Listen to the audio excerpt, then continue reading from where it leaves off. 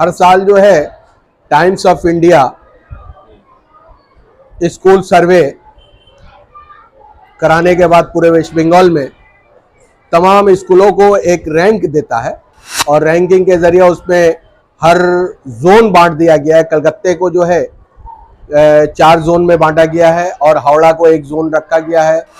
North 24 Pargana, south 24 Pargana और north Bengal को 1 zone रखा गया है और ये मुसलसल बढ़ते ही जा रहा है डिस्ट्रिक्ट वाइज।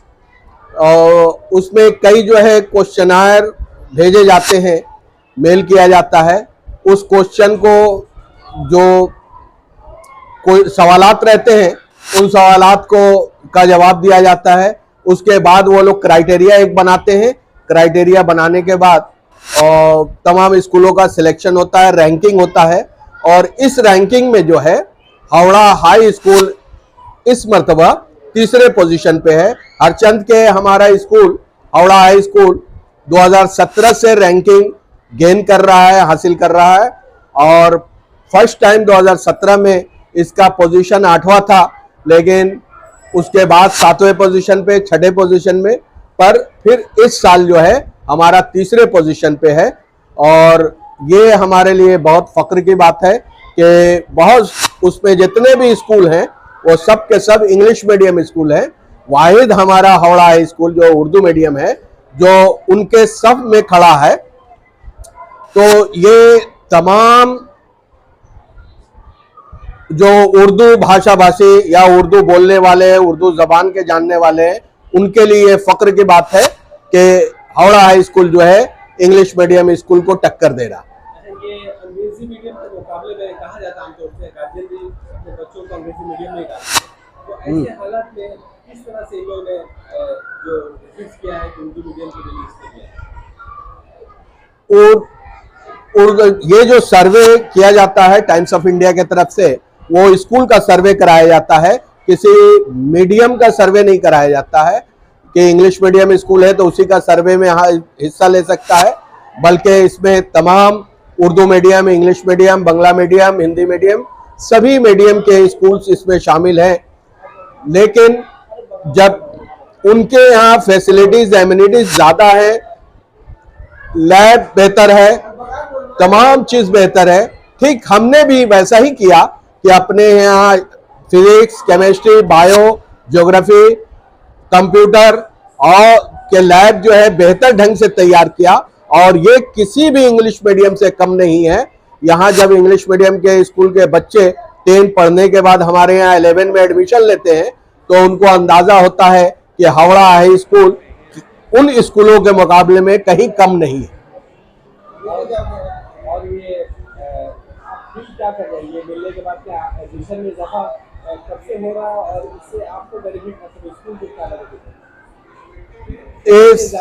ये तो एक इनाम है मेरे लिए, क्योंकि मैं और मेरे तमाम स्टाफ, असातिज़ा, उस्तानिया और साथ ही साथ इंतज़ामिया कमेटी ने इतने बरसों से जो मेहनत करके इस स्कूल को यहाँ तक पहुँचाया है उसका ये इनाम है।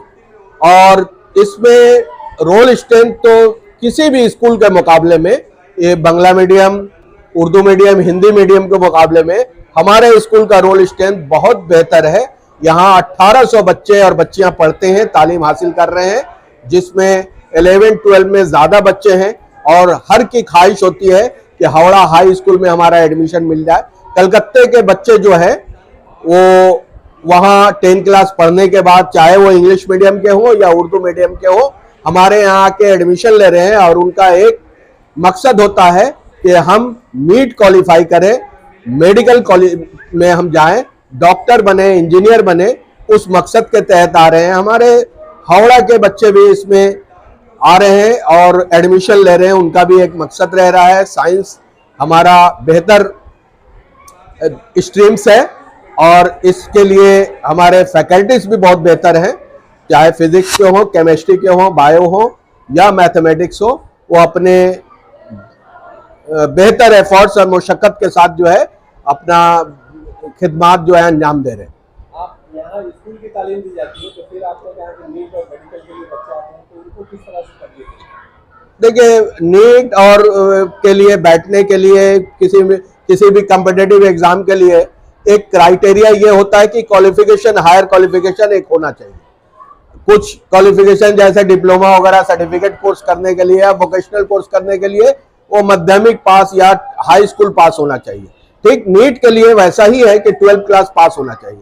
हमारे यहाँ 12th क्लास 11 12 काउंसिल से जो एफिलिएटेड है और काउंसिल के रूल्स को फॉलो करते हुए चलता है, तो यहाँ एडमिशन लेना तो जरूरी है, क्योंकि 11 12 वो पास नहीं करेंगे तो नीट के लिए बैठ ही नहीं सकते, तो क्वालिफाई करने की बात ही नहीं होती है।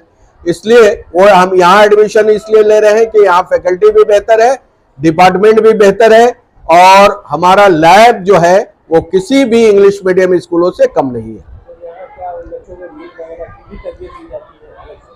जी, नीट के लिए गाइडलाइंस दिए जाते हैं, लेकिन हमारा तो सिलेबस कंप्लीट कराना और साथ ही साथ ये मकसद होता है कि काउंसिल में जो है हायर सेकेंडरी का रिजल्ट उनका बेहतर हो, हमारे बच्चों का वो क्वालिफाई कर रहे हैं। और सिर्फ क्वालिफाई नहीं कर रहे हैं, हमारे स्कूल के बच्चे उर्दू मीडियम स्कूल में तो टॉपर रहते ही हैं। एचएस में निशात मुनीर 2018 में जो है टॉपर रही है और महुआ दास ने अपने एक प्रेस कॉन्फ्रेंस में उसका और हावड़ा हाई का नाम लेते हुए बताया कि उर्दू मीडियम स्कूल में निशात मुनीर ने टॉप किया। जबकि 10th क्लास में भी 2014 में साधना आफरीन और 2017 में सना इकबाल जो 660 नंबर के साथ, नुमाया नंबर के साथ जो है वो उर्दू मीडियम स्कूलों में पूरे टॉपर रही है और वो रिकॉर्ड बहुत दिनों तक कायम रहा। पिछले साल वो रिकॉर्ड टूटा है कि 664 लाकर एक बच्चा जो उसका रिकॉर्ड तोड़ा है। कितने बच्चे और कैपेसिटी कितने बच्चों का? देखिए, कैपेसिटी के एतबार से आप ये समझ के चलने होगा आप सबको कि क्वांटिटी बढ़ने से तो क्वालिटी खराब हो जाती है। हम एक मैसेज और भी देना चाहते हैं कि हमारे यहाँ टीचर की बहुत कमी है और ये टीचर की कमी की वजह यह है कि जब यहाँ से टीचर रिटायर किए तो उनका सबका सब पोस्ट जो है वो रिजर्व हो गया, शेड्यूल कास्ट और शेड्यूल ट्राइब के लिए मख्तीस हो गया, जिसके वजह से उस पोस्ट पे टीचर हमारे नहीं मिल रहे हैं। अगर वो हर स्कूल में, सिर्फ मेरा ही स्कूल ऐसा नहीं है, मेरे यहाँ 10 टीचर जो है वो खाली है, वैकेंट पोस्ट है। अगर वो 10 टीचर और आ जाए तो हम और जो है क्वालिटी बेहतर दे पाएंगे। और देखा जाता है कि सरकारी स्कूलों के टीचर्स बहुत अच्छे होते हैं, क्लीन टीचर होते हैं, बहुत पढ़ के आते हैं, लेकिन स्कूलें बंद हो रहे हैं, इसकी क्या है? बिल्कुल ऐसा ही है, लेकिन कहीं ना कहीं कोताही ऐसा नहीं कह सकते। यहाँ हमारा विवेकानंद स्कूल जो है वहां पर तो रोल स्ट्रेंथ बहुत ज्यादा है, टीचर भी बेहतर है और रोल स्ट्रेंथ भी ज्यादा। वो एक बंगला मीडियम स्कूल है, लेकिन जो बंगला मीडियम स्कूलों में कोताही हुई है वो बंगला मीडियम स्कूल बंद हुआ।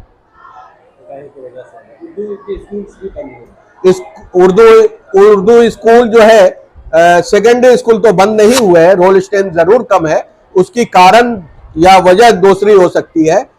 वहां पर जैसे सपोज मान लिया जाए कि कुछ न्यू सेटअप स्कूल हुए तो अभी तक वहां 10 तक अपग्रेडेशन कराने के बाद, जैसे शिवपुर उर्दू हाई स्कूल है वहां पर सिर्फ 2 टीचर काम कर रहे हैं।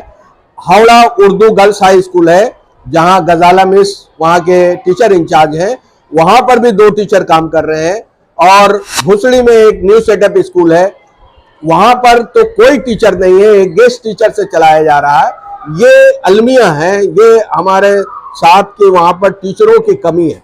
लेकिन बंगला मीडियम स्कूल में टीचर ज्यादा हैं, बच्चे कम हैं। हमारे यहाँ उल्टा है, बच्चे ज्यादा हैं, टीचर कम है। उसकी वजह जो है गुर्बती है। अगर हमारे यहाँ भी बेहतर गार्जियन के इनकम रहता, अगर फाइनेंशियल कंडीशन बेहतर होता तो मोस्ट प्रोबेबली जो है वो लोग भी इंग्लिश मीडियम की तरफ भागते।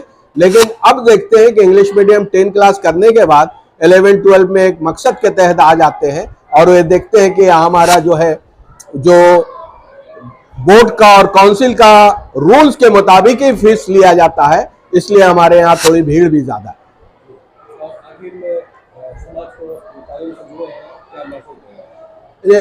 देखिए, बहुत सारे लोग हैं समाज में जो सामाजिक काम कर रहे हैं, तालीमी काम कर रहे हैं, रोजाना कुछ ना कुछ प्रोग्राम होता है, रोजाना जो है स्ट्रगल कर रहे हैं लोग, रोजाना उर्दू की तहरीक हो रही है, लेकिन जो है हम मिलकर नहीं लड़ रहे हैं, जिसके वजह से हमारा जो है रिजल्ट जो है जीरो है। हमको मिलकर लड़ने होगा। जहां पर जो कमी होगी हमको हुकूमत मेरे बंगाल हो या हुकूमत हिंद हो, उनके सामने रखने होगा, तब जाकर हम जो है कामयाबी की तरफ गामजन होंगे। क्योंकि हमारे आज भी जो है फर्स्ट जनरेशन लर्नर है, जिनको ये मालूम नहीं है कि हम किस दिशा में जा रहे हैं, हमारा मकसद क्या है। हम एडमिशन तो जरूर पा जाते हैं, हमारे गार्जियन भी एडमिशन दिला देते हैं, ना गार्जियन को मालूम रहता है कि हमारा बच्चा क्या करेगा, और ना ही बच्चे को मालूम रहता है कि हम कहां जाएंगे और क्या करेंगे। तो लिहाजा मेरा ये एक बहुत ही मुद्दबाना गुजारिश है कि, और मेरा ये जाती व्यू है कि भाई शादी जब करें तो कम से कम लड़के को और लड़कियों को इस लायक होना चाहिए कि अपने आने वाले जनरेशन के फ्यूचर के बारे में, मुस्तकबिल के बारे में जान सके, सोच सके और उसके लाहे अमल तैयार कर सके। इसी के साथ बहुत बहुत शुक्रिया, और जनता टीवी का बहुत बहुत शुक्रिया जो हमारी बात को जो है अवाम तक ले जाने में कारगर है। जी।